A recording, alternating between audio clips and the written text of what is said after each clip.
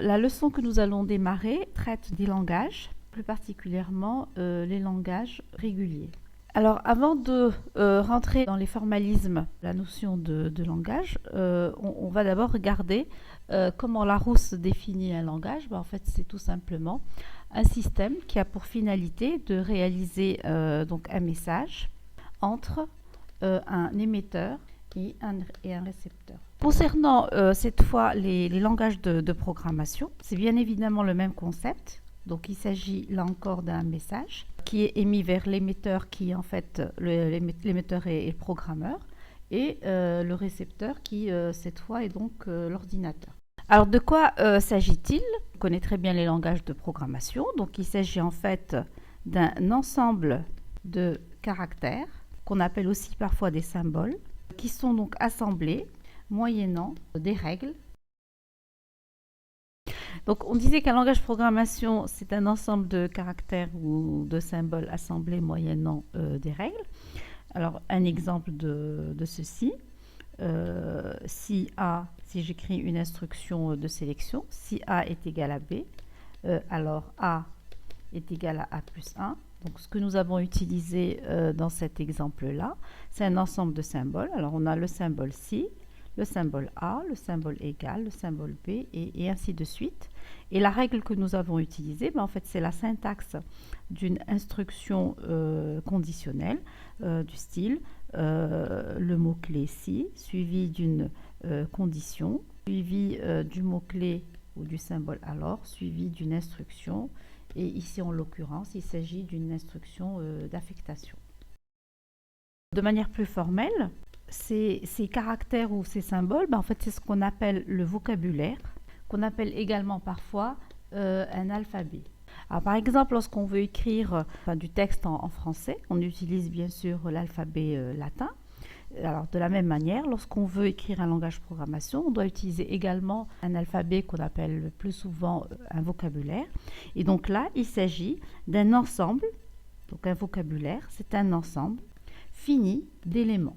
Alors ces éléments, bien sûr, ça peut être des lettres, ça peut être n'importe quel caractère du clavier, ça peut être des symboles et ainsi de suite. Alors comme exemple, je peux par exemple prendre 3 symboles carré, triangle et rond. Et je dirais que ceci, c'est un vocabulaire. C'est un vocabulaire de cardinalité 3 et on note la cardinalité par ce symbole dièse. Alors à partir de ce vocabulaire, on peut écrire un ensemble de chaînes, des chaînes du langage. Alors, par exemple ici, je peux prendre la chaîne carré, triangle, carré, rond, triangle. C'est une chaîne de ce langage parce qu'elle est décrite moyennant une concaténation, en tout cas une suite de caractères du vocabulaire. Alors, c'est quoi une chaîne? Alors, de manière plus formelle, une chaîne, c'est une suite éventuellement vide d'éléments d'un vocabulaire. Si je reprends le vocabulaire V avec carré, triangle et rond, je peux donc définir carré, triangle, rond, carré, carré comme étant une chaîne du vocabulaire V.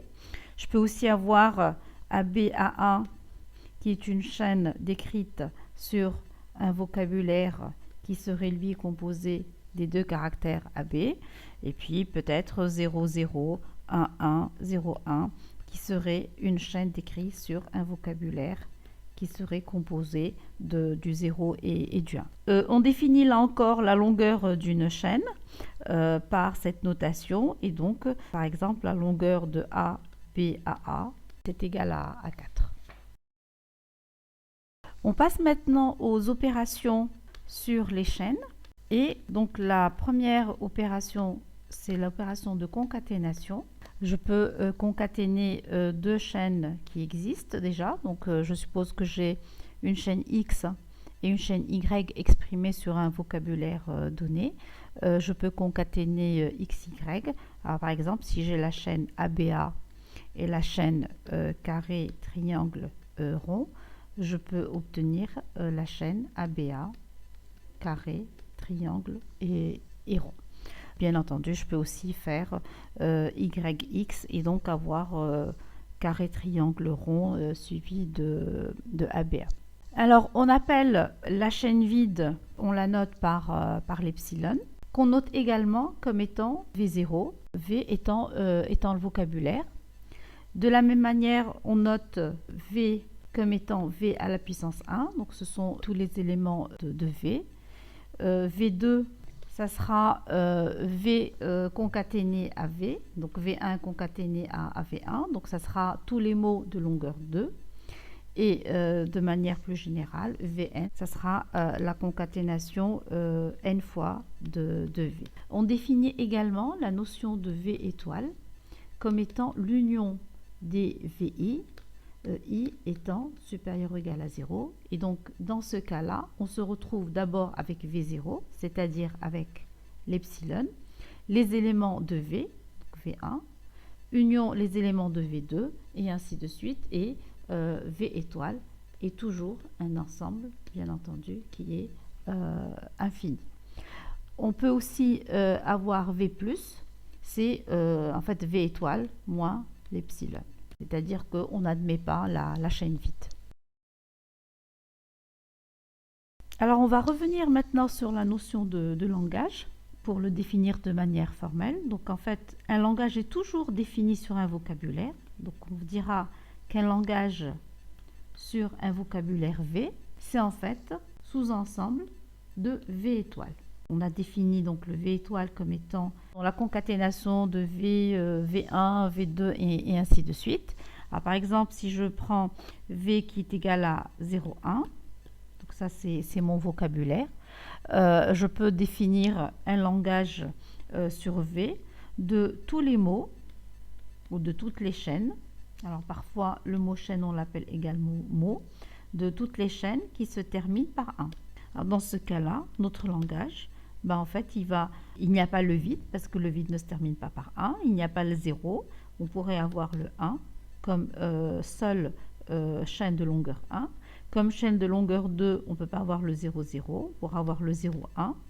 On pourra avoir également le 1, 1, on ne pourra avoir ni le 0, 0, ni le 1, 0. Et puis on peut continuer avec les longueurs 2, les longueurs 3, et ainsi de suite. Et là encore, c'est un langage qui est infini.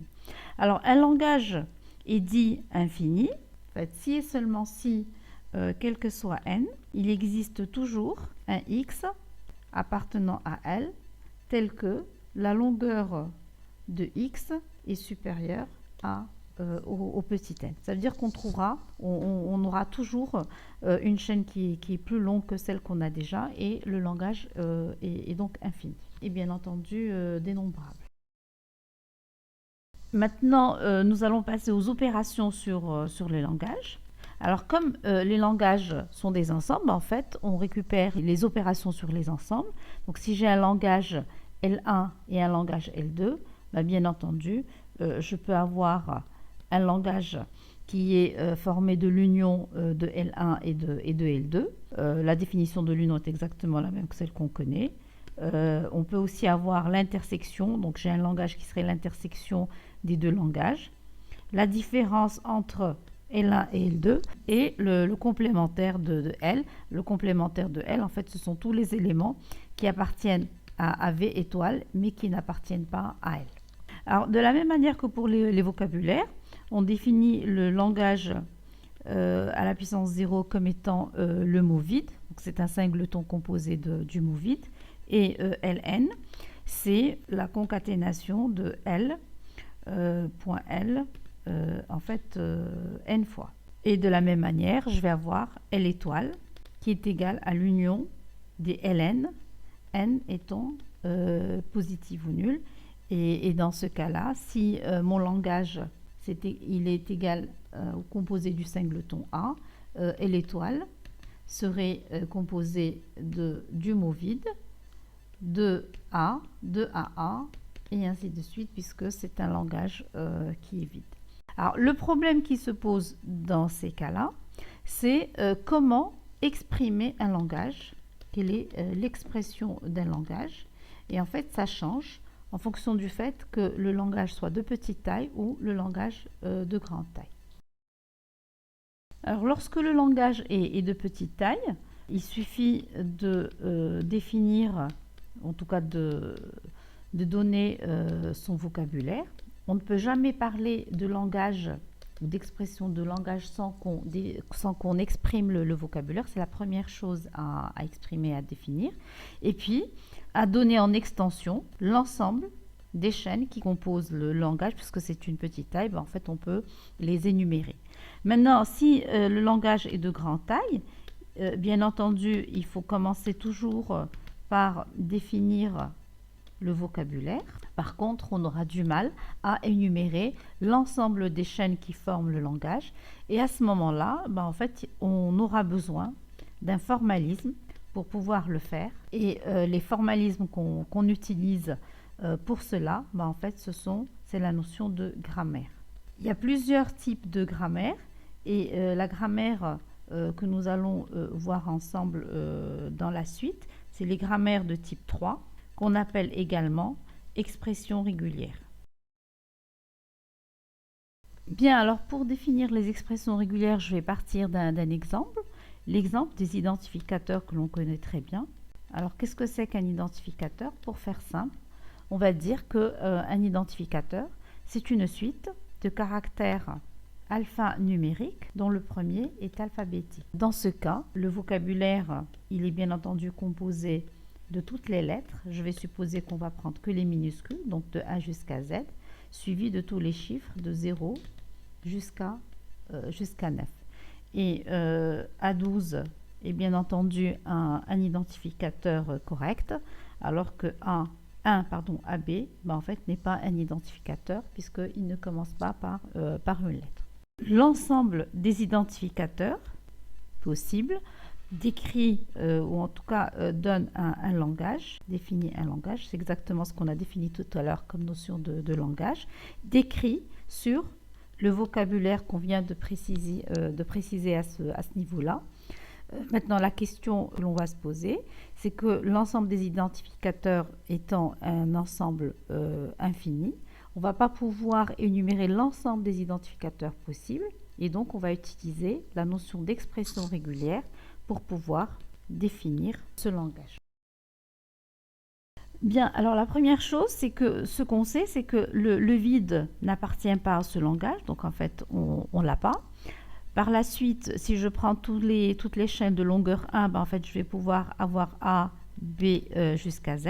Et donc, je pourrais dire déjà que mon langage, en fait, ça serait, si ici, je suppose que j'ai un premier langage, un deuxième et un 26e, mon langage, ça sera A, union B. Donc, ça sera, en tout cas, ce langage partiel, ça sera A, union B, union Z. Après, je peux passer au langage de longueur 2.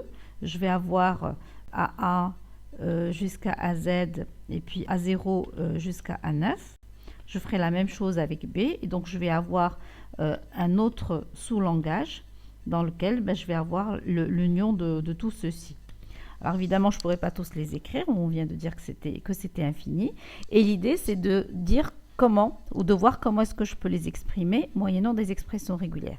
Mais en fait, c'est assez simple, puisqu'on va dire que lorsque j'ai un ensemble qui est composé d'un seul élément, en fait, l'expression régulière qui décrit ce langage-là, en fait, c'est tout simplement le caractère A.